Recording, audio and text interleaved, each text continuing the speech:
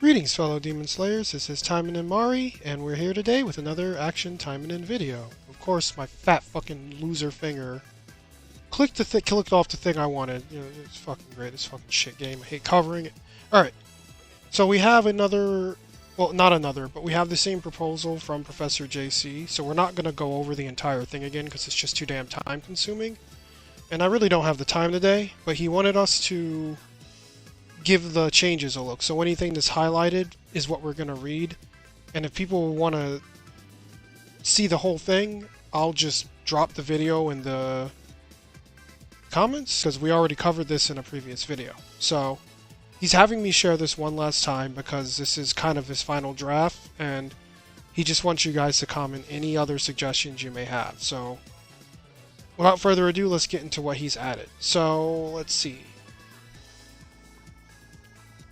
In regards to character packages and proposals, we added it's also necessary to increase stats of these weapons as they are significantly weaker than other UR weapons. This is referring to those garbage weapons that come in character bundles on their release. And then it says here, okay, so another problem is that the weapons literally don't get dupes. And then what was the third problem? Skin offered in the pack is not... Oh yeah, the skin's crap. Okay, to solve the third problem, change the school uniform skin for a ticket, which allows players to pick a permanent skin for the character in the pack. You can also change the skin for a ticket, which gives one previous limited skin and are a golden pass skin. Of course, it would not include limited skins that are running when the pack is purchased. This ticket should constantly update, and you can use this feature as a reward for other kinds of event or even in the Golden Pass. So basically, I don't think that'll ever happen because they're just stingy goblins over at Gremory, but it'd be cool if they put that in the character package because right now the character package is just, they have no value really. You're just getting it to get the character and you're being forced to purchase the other things. Okay, surprise campaign problems. Covered all this. He also added, sometimes rewards given on these campaigns are not worth participating on. A couple copies of AP refills materials like a Nagi Tea, Espresso, and Fresh Age isn't useful enough. The last problem is that they aren't frequent enough and we never know when to expect them. Okay, and then for proposals he added, try to standardize the kind of rewards we get from campaigns.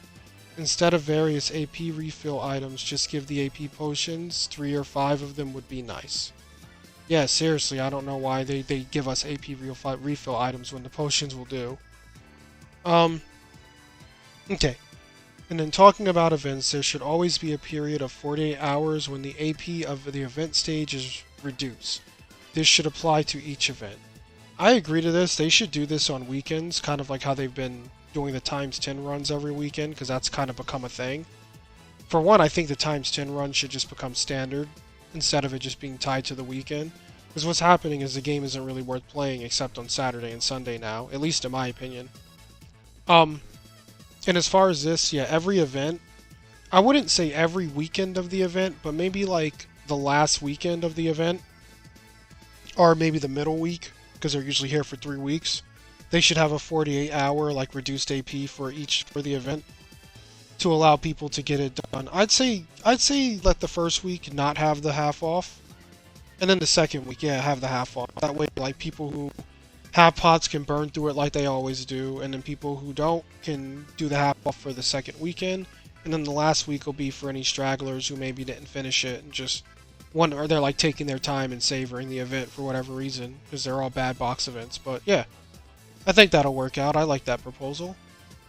Okay, next we're in Golden Pass proposals. So the change here is changing the Golden Pass skin itself for a ticket is also a viable option. This way players could select whichever skin they want, and with each new Golden Pass the number of skins available would increase. I agree with this, but again, knowing Gremory, I don't think they'll do it. Like, it sucks because a lot of these are good ideas, but I just think Gremory is way too stingy to implement any of them, or even entertain them. Alright, so coming down, we're in fiber and nano metal. So the change here. Right now these materials can only be obtained through friend boxes, and some time ago Doki Doki presents were added to these boxes, effectively reducing the chance of getting fiber and nano metal. Okay. And then in the proposals, he had added, another way to increase how many of these materials we get would be to expand the friends list. Expand the friends list, which in turn will increase the amount of friends points we collect. It would also be necessary to reevaluate what materials should be obtainable from friend boxes. Lastly, these materials could be added to the gold gacha pool. This would keep their free-to-play status while increasing their availability. I agree with all of this because those materials, as of now, are just a pain in the ass because they're just so damn tied to friend points. And dropping Doki Doki presents in the friend boxes, like those seem more common than the nano metals and the freaking fiber, which is like a problem. And like he's right, they should all go in the gold gacha. They can be the rarest thing in there, I don't care, but at least it gives people a way to get their friend outfits done so they're not waiting months and months and months and trying to rely on like a friends list from a freaking game who barely has a population. Like I'm constantly having to kick people off my friends list. Like I've just stopped looking at it because every day someone seems to stop coming on. So they definitely need to tie that to another means of farming it because you can't trust like 50 other people to play the game. And while I like the idea of expanding the friends list, I don't think if I can't trust 50 people, I can't trust 100 or 150 people. So maybe some other means of doing it, farming it, like like putting it in the gold gacha like you said here, or maybe adding some bullshit mission would be nice. I mean, they added secret quests for basically the same reason, so. Alright, moving on. The changes in the Heavy Pack. Additionally, Heavy has become outdated with the addition of affinity effects and level up packs, as the amount of resources they provide is not good enough. Most players probably stop buying this in favor of the level up packs. I agree, the level up packs really like crap down Heavy's throat. For the Heavy Pack to be able to compete with other packs, it would be a good idea to add other kinds of materials, crystals, weapons, and support or enhancement materials. Demonite, nanomachines, UR gacha tickets, etc. These could be given daily to keep the theme of the pack. AP potions should be added as another of the daily rewards we receive from this pack, as Heavy Packs benefit players who connect daily, so it should also incentivize player activity in the game. Now, I'm going to say this. This is all good and dandy. Like, I have no problem with what he said here, so I'm not even going to, like, talk about that. What I'm going to say is Heavy actually doesn't incentivize you to get on the game every day. Because if you buy Heavy and you don't play for like 10 days, all of your gems are just going to be in your inbox. As long as you show up before like the 15 days for it. Because I think items in AT get deleted from the inbox after 15 days.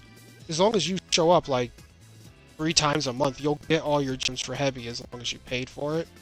So if they wanted to incentivize people to log in, they wouldn't give out the payment of gems without you logging in, if that makes sense, because it doesn't really incentivize you because you'll get paid regardless. So besides that, everything he suggested is good. I just wanted to point that out, is that the pack overall doesn't incentivize that.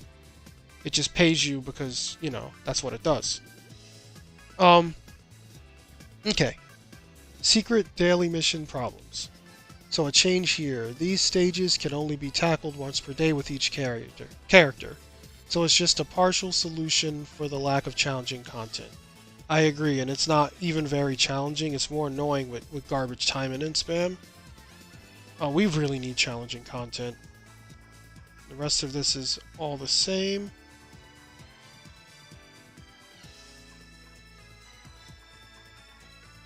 Actually, no. He did add a few tabs.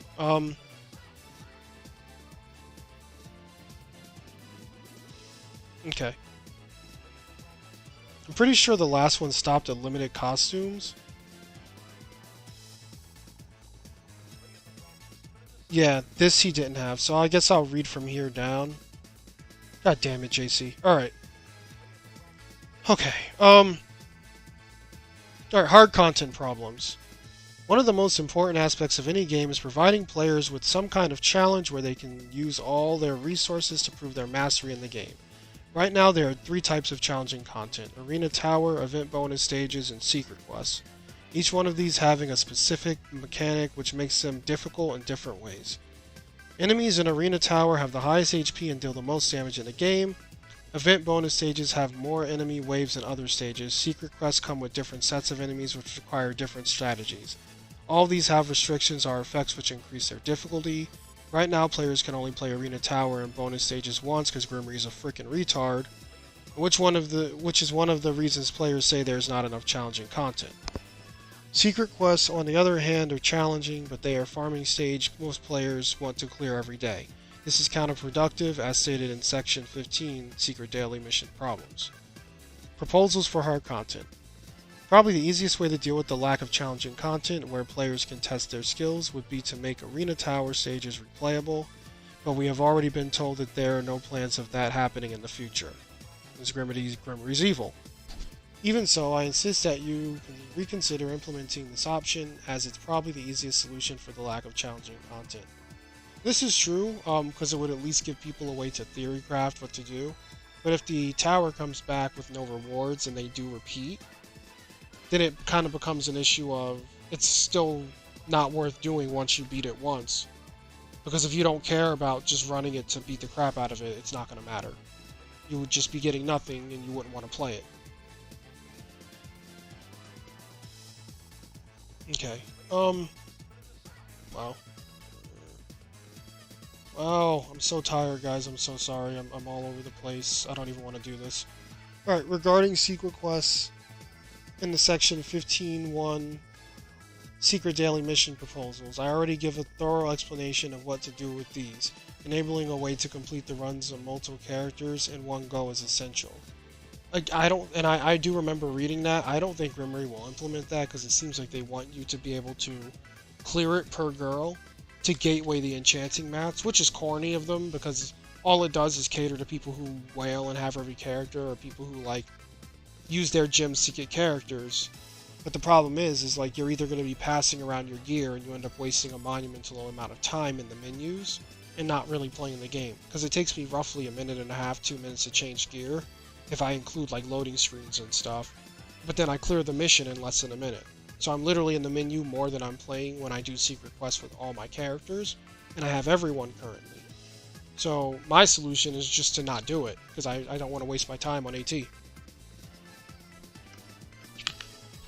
It says, to finish this section, I would like to add a couple more suggestions based on my experiences in other games. Hard content raid proposals. I'm sure the developers have already considered implementing raids in Action Taimanin, similar to the anniversary and half anniversary events, a bar which measures how much damage players deal to the boss can be implemented. But if they aren't confident that there are enough players capable of clearing this content, they could also do local raids for each player with different difficulty levels. This way everyone could beat this content, but of course underprepared players would need to farm more. Alright, hard content stages with restrictions and roguelike mode. A good example of challenging content formats I have seen in another gacha game are stages with restrictions and roguelike mode. In Arknights, these are known as contingency contract and integrated strategies. Contingency contract consists of optional challenges players can apply to event stages. There are different variations of each challenge, and these provide points depending on how difficult it is to clear that challenge. The objective is to clear risk level 18, but players can go beyond that if they are up to the challenge. The system could easily be implemented in the game as there are already many effects programmed in the game, like damage reduced for specific traits, speed reduction when hit, bleed applied when hit, range damage reduction, etc. And you can actually see all these affixes on the enemies in secret quests, like they do get little perks daily, like they have random abilities. Okay, the goal of this kind of content is for players to find an ideal combination of effects to add up as many of them as possible while still being able to clear the stages. For this, I would encourage making long stages with multiple bosses where you can use a team of 3 characters, one of each color. This is required as the more characters they add to their party, the more likely it will be that some of the demerits affect the performance of some of their chosen characters more keenly, thus making the stage more difficult. Additionally, I would suggest adding new kinds of demerits like cooldown duration increases, locked ultimates, particle gain negation, forbidding the use of supporter of specific colors, and so on. Alright, well, I mean, I think Gremory would add this because this just sounds terrible to the player. Like, I would hate I wouldn't even do this, honestly. I'd be so pissy at everything that they're like restricting from me.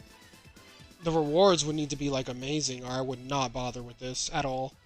Um, Rewards for the first mode could be implemented in weekly and monthly missions, or this could even be a new kind of event format with its own rewards. Yeah, this needs to have like either its own rewards or some sort of valuable rewards that pay out when you clear. I wouldn't want to even have it tied to like weekly and monthly missions. I want it to just pay out because, like, come on, locking your ult, forbidding like use of supporters of specific colors and all that. Like, I don't think anyone wants that. I don't know. Maybe people do. Maybe people are masochist. All right. Integrated strategies is a roguelike mode which consists of 5 maps with multiple stages. Players get random resources at the start of the mission while they progress. Like characters and items, some parts of the map only have rewards or special stages meant to offer some kind of non-threatening challenge. The best part of this mode is that it even has a secret stages if you collect specific items. All of this makes this mode pretty unique. This could be a good way for players to try out characters they don't have. Obviously, these rental characters should have equipment sets of their own that can beat content. As players progress through the map, they can unlock their own characters, supporters, equipment, or rental versions of these. Of course, it could be a good way to advertise limited equipment, but just don't make them easy to acquire. They are meant to be some of the best weapons in the game, and they would probably trivialize this content if players can obtain them quickly.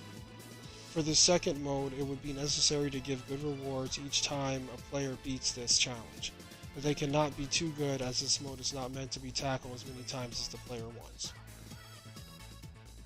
I'm sorry, but they cannot be too good as this mode is meant to be tackled as many times as the player wants. Jesus Christ, everything's a blur, I'm seeing double and my eyes are burning, guys. Okay. Oh, never get a job, just find a means to sit at home and do nothing so you don't get tired out by a shitty minimum wage hell. Okay, Phantasmal Die, Exchange Facility Materials, Secret Quest Retry Tickets, Doki Doki Presents, Weapon and Supporter Enhancement Materials, Fiber, Nano Metal, AP materials are all acceptable rewards. I would even say to add gems, gacha coins, and crystals to the pool at lower rates. Alright, I like the second proposal. Seems good. Okay. Hard content, boss rush proposals. Last, I would like to suggest a boss rush mode. Secret Quest provides something like a boss rush mode with the Taimanin stage, but many players consider these too difficult. This is because there is no way to replenish their HP or particles between each fight. Also, the enemies in the Secret Quests are always the same. Adding a boss rush mode where a player can decide between different paths or different bosses will provide interesting challenges for every player. Once a boss is defeated, it is necessary to provide players with a certain amount of HP recovery or particle recovery. And just like I mentioned in the previous section, it's possible to implement challenges or demerits which increase the difficulty of each run. It would be fine if this kind of content gave rewards once a month, as it is meant to be a real challenge, just like Arena Talent. But rewards should be worth the wait. Demonite, nanomachines, gems, gacha coins, crystals, skin tickets, weapon tickets, or previous event UR support tickets would be good rewards for clearing this kind of stage. I agree with all that, but I will say this one thing. If they do give out previous event URs, like weapons or supporters, they need to make it so those things cannot be broken towards enchanting. Just like they do with PvP weapons, because you can get them indefinitely as long as you farm Arena. If they're going to have a means of farming like event supporters and the event weapons, like the snake weapon tickets, if they drop here, they can't be broken down for enchanting because people would just be able to like destroy the system for free. And I'm sure Gremory wouldn't overlook that. They would probably do that.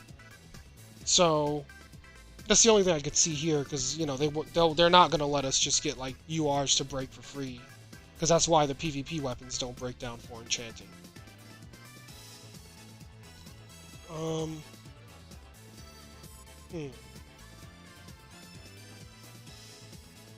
Okay.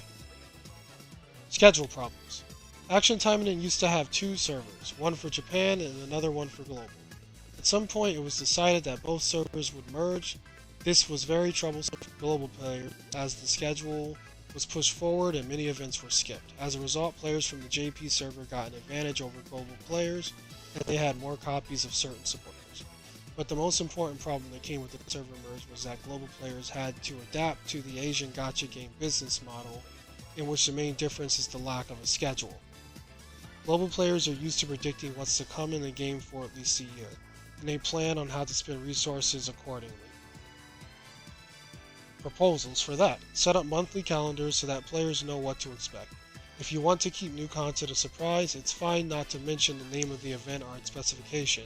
Just label it as new event. On the other hand, reruns, campaigns, story chapters, and limited package should be shown in the monthly calendars. Part of the schedule problem comes from the lack of knowledge of when limited packs are going to repeat, so making 3-month roadmaps with more general information is another option. Yeah, I mean, everyone does it. I guess Gremory's the cool kid. They're too good to tell us what's going on. Gold Gacha problems. Similar to other points in this list, the main problem with Gold Gacha is that there are many materials that can be obtained through dailies in its pool. Why did that happen? The only materials really worth pulling are Doki Doki presents and the wooden weapons. Proposals for that?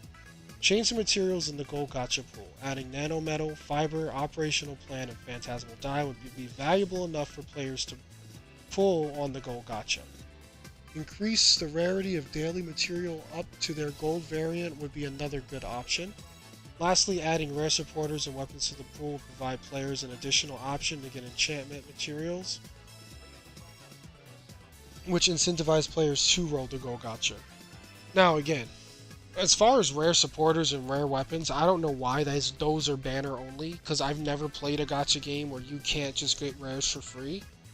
But apparently this game you can't. But again, the same thing applies. If they do move rare supporters and weapons to the Gold Gacha, then we have to make it so we can't break them for enchantment.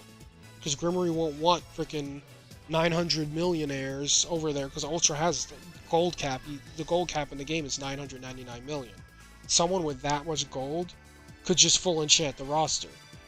Because I don't think the rare supporters and weapons would be so rare that you wouldn't be able to just exploit it. So, while it's a good point, and I think the rare supporters should move there, because there are a lot of people that don't pull gacha at all because it's a scam, and they don't have the facility supporters, and I think those should be like given out for free, because they just go in your facility and they give it perks, and they're all rare supporters. So yeah, that would make those more accessible, but if you do make them like accessible through Gold Gacha, I don't think enhancement materials would be a wise thing, because then it'll take money away from Gremory, and yeah, they're squeezing us for money, but you don't want to take too much away, because they'll just shut the game down because they're not making enough money. And that'll really put a damper in their monetization for enchantments if you make the rares free like that and allow people to still break them. BP problems. Right now there are only 2 ways to spend BP. Battle Arena and Time Attack. Both are fine ways to spend BP, but once people get enough arena coins and Magatamas, there isn't really any reason to keep farming. BP proposals. Right now, BP for many players is synonymous of tedious content, which is why it's necessary to add reputable challenging content, which uses BP instead of AP. Sections 22.3 hard content, stages with restrictions to roguelike mode proposals, and Section 22.4 hard content boss rush proposals are probably the best way to implement these changes. If you decide to add new content that uses BP, consider increasing the amount of BP up to 10 points. That should be enough for the old content, and that should be enough for the old... Wow, that should be enough to farm the old content and play the newer content. Jesus Christ, I'm so sorry, guys. I'm tired and my dyslexia is on fire.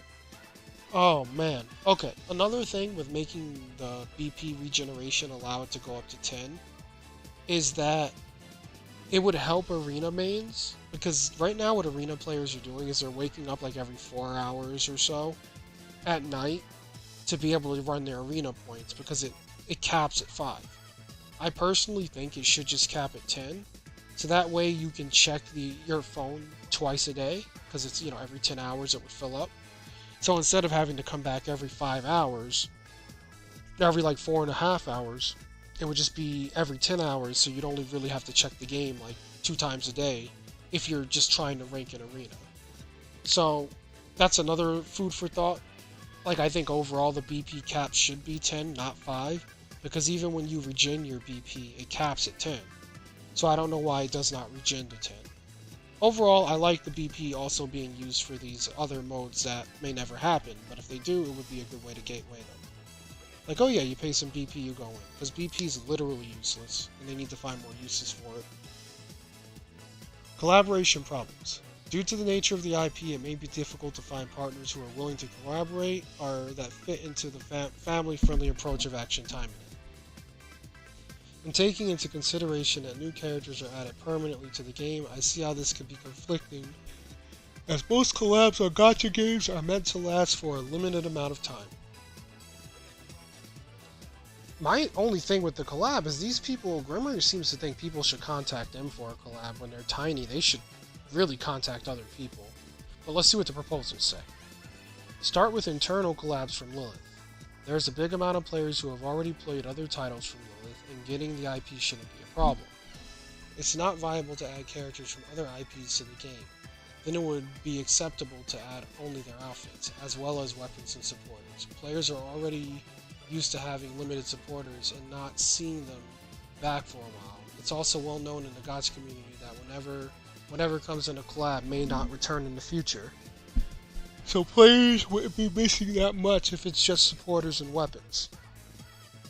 The problem with not rerunning collab content is that whatever items or supporters were available in the game shouldn't be too strong as to not make players feel bad about missing that event. Okay, another thing with collabs is they can do what Honkai did if they really want the collab resources like art and stuff to be limited. They can do what they did for Asuka in Honkai, where they gave comparable stuff like stigmatas and a weapon to her Evangelion themed gear. I think it was just 1-to-1. They just changed the art, if I'm remembering right. Like after the event ending, people who like the banners for her like still ran, but the art was different. It wasn't the same art. So they could implement something like that. But I mean, if it's all done in-house with Lilith, it may not even need to be to that extent, because like you said, copyright may not be an issue because they already are working with Lilith, and they should definitely start doing collabs with Lilith, like getting things like Anaros and maybe getting their outfit feelers out there for Supersonico, because she got into RBGX, so maybe we could get her in AT. Supersonico is pretty like safe for work. It's just more lewd and swimsuity. Lack of co-op problems. One of the most requested modes players want to see in the game is co-op. Right now there isn't any way for players to play with each other. They can only work together to achieve goals like the ones seen in the anniversary and half anniversary events. The proposals for that. Add co-op in game. Add co-op in some games. This functions as it's a way for long-time players to help newer players get into the game and clear standard content like dailies and story quests. It's acceptable to limit co-op functions in challenging content that is meant to be tackled individually like Tower. To increase interaction among players, add challenging content that is meant to be played in co-op mode. Raids and boss rush are modes where co-op could be implemented effectively. Lack of co-op linked stages proposals. If co-op where two players coexist in the same stage proved to be too difficult to develop, then I suggest making stages that are intertwined in some way. And Arknight's multivariate cooperation was an implementation of this idea. Two players select a stage that is divided into two parts, enemies and objects, and one part that have interactions with the other. For action Taimanin, players could have to defeat different waves of enemies depending on how fast their partner beats their wave. A different set of enemies may appear. And if specific items are destroyed, special effects may be applied to enemies or characters. Recovery items and particles may be deployed, or different routes can be opened. That sounds cool, but if you do it in a method where like it's like one person doing something on one screen and another person doing something on other, weaker players might end up getting gatekeeped by stronger players, if they're if there are rewards for moving fast, you know, like maybe something better spawns that drops something better, like there are better drops in that pool if you're moving really fast, whereas if you're moving slow in co-op, you'll kind of get punished loot-wise, because you know how these games can work. So while it's a good idea, they just need to implement it in a way that it doesn't make the stronger players get toxic towards the weaker players. Because, you know, gatekeeping people out of content is just some of the rudest things I've seen in video games in, like, you know, the past few years. Like, with online gaming, like, the past years, it's just become so prevalent. Like, I won't help you because my gear's better. You don't deserve to breathe the same air as me. Like, those people need to get off their damn high horse. Alright. Oh my god, there's so much. You know what sucks? Gremory's probably not even gonna fucking read or listen to any of this. Oh, man. Skill problems. Skills are special attacks that have different effects and activation conditions. Each one of these comes with a certain amount of time players must wait in order to use it again. There are many types of skills, and even if not all of them are meant to perform equally, there are some that are considered to be underperforming according to most players. Skills that lock you in place, like Micah's Taimanin or Pyro or Ingrid's Evil Bloom, are avoided by most players because they make you unable to avoid attacks. Launcher skills like Asagi's Hirenka and Rinko's Ito-style Arashi no Kata are considered suboptimal because enemies may not get affected by the crowd control effect if super armor is active. Another problem with these skills is that these work mostly as single target skills. In the game, there are a handful of characters that possess HP recovery skills. These skills are very important for challenging content, and not having skills with this effect makes it more difficult for some characters to clear higher content. The last issue with some skills is their cooldown. It's acceptable to have a long cooldown if they also have a high uptime, similar to Astaroth Hellblades. But that's not the case for many skills with long cooldowns. Okay, skill proposals.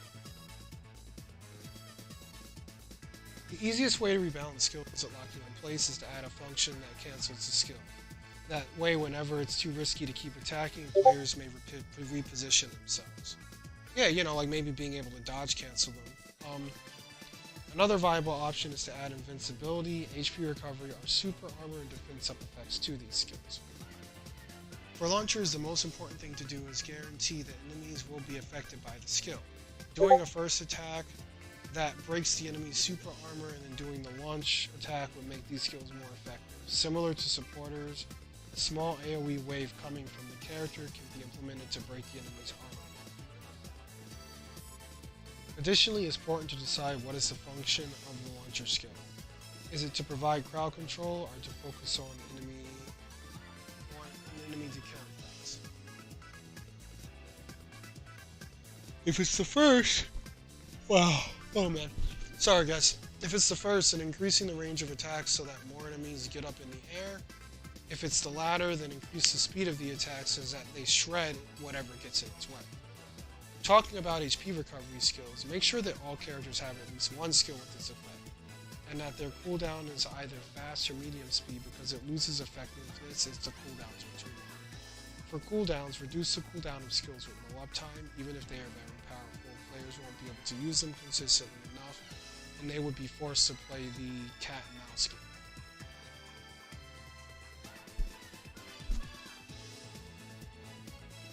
HP recovery supporters. Not all characters have HP recovery skill on their own. Because of that, it's important to add supporters which can provide a good amount of HP recovery. Supporters like Hanasaki Azora and Shinanomi Nanami are some of the few options players have to recover HP when they don't have an HP recovery skill of their own. But the most popular HP recovery supporter is most definitely Noah Brown. She adds HP recovery effect to skills every 15 seconds. And another problem that comes with the lack of diversity for HP recovery supporters is that they lock you in specific colors. As mentioned previously, Noah Brown is the best supporter among HP recovery supporters. This limits how effective other color sets can be, as most of them are forced to play the cat and mouse game because their HP recovery comes from the active skill of the supporter. Now, the proposals for that: add more supporters with HP recovery effects, specifically supporters which give this effect passively. If you plan to give every character an HP recovery skill, adding these supporters to the premium gacha would be acceptable. On the other hand, if you do not give every character their own HP recovery skill, it would be necessary to give these supporters in a free-to-play way like standard event supporters. This one's a reach, man. I don't know. I'm just gonna read it because this is a lot. I don't want to be here too long. I've already been here too long. Monetization problems. Monetization is a double-edged sword. If customers invest in the game, developers can later add new functions into the game as well as more content. Action Taimanin has become a very profitable game. Character renewals are a testament to that. But how many people are playing the game? How many of them are purchasing some of the different products offered in the game, and how frequently do they do it? Right now, the biggest problem the game has is how the game is being monetized. It's been stated by many players that the pricing on most packages are too high. Yeah, it is. A character package can cost as much as a full-price video game. This part of the reason Action Taimanin has a smaller player base than other games, because heavy monetization discourages newer players. This game isn't free-to-play friendly, but neither is it pay-to-win, as there is a limit to how many resources one can purchase each month. New players that are willing to invest money may feel conflicted after realizing they can only buy certain products once per month or once per week. Proposals. These problems can be tackled in many ways, and it's even possible to apply some of them simultaneously. Reducing the price is probably the first thing that should be taken into consideration. Other games have experienced these changes. Fate, Grand Order reduced the amount of in-game currency required to roll in a banner from 40 units to 30. If you consider that reducing the pricing is not a viable option, then increasing the value of each pack could solve this problem, as stated in Section 1.1, Character Packages and Proposals. Add permanent packs for nano machines, demonite crystals, nano metal, fiber supporter, and weapon enhancement materials. Exchange facility materials, operational plans, Doki Doki presents, and secret quest retry tickets.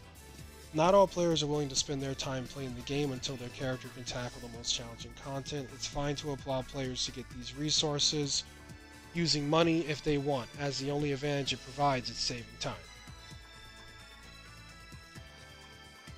Monthly and weekly package proposals. Right now, monthly packages are the only way to buy demonite and nano machines.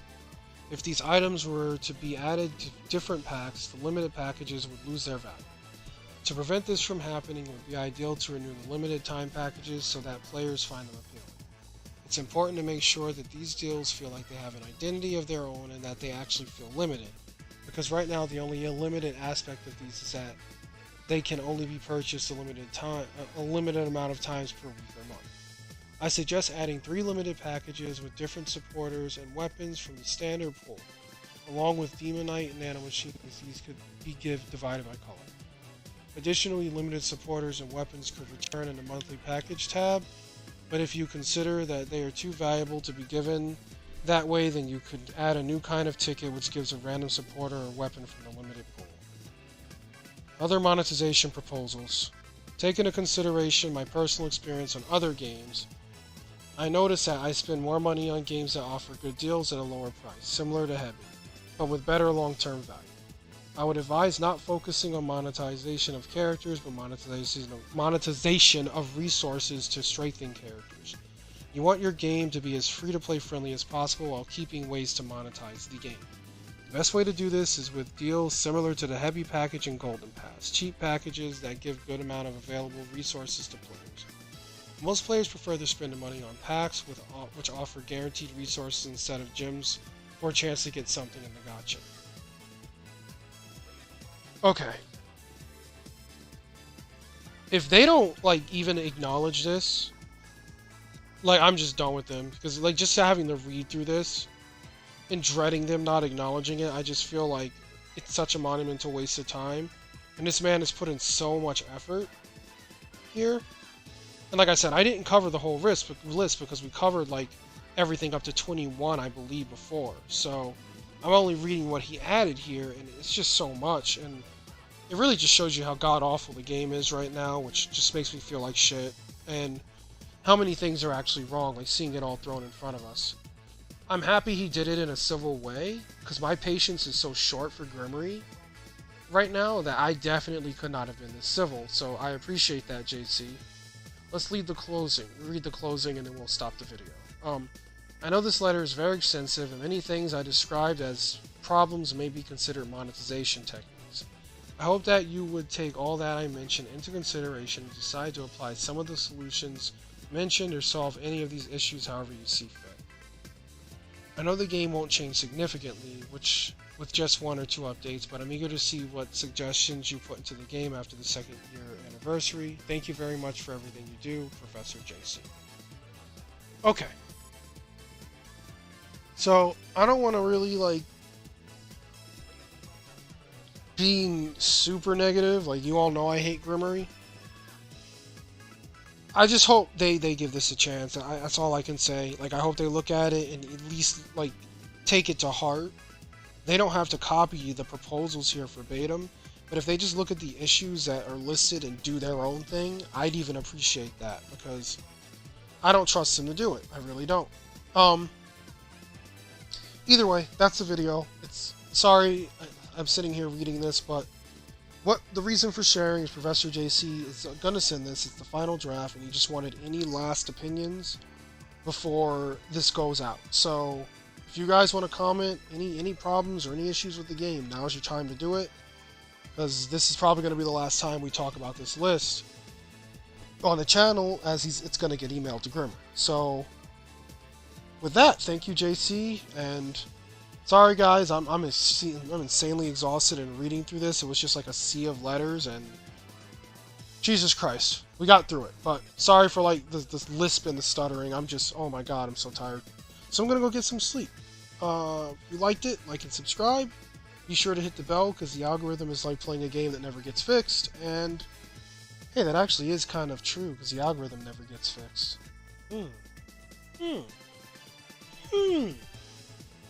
That makes you think. Big corporations suck. They don't do shit. They make all the money. Life sucks. Anyway, yeah, you boys and girls have a great rest of your day, and I'll catch you guys tomorrow with another video. Toodles!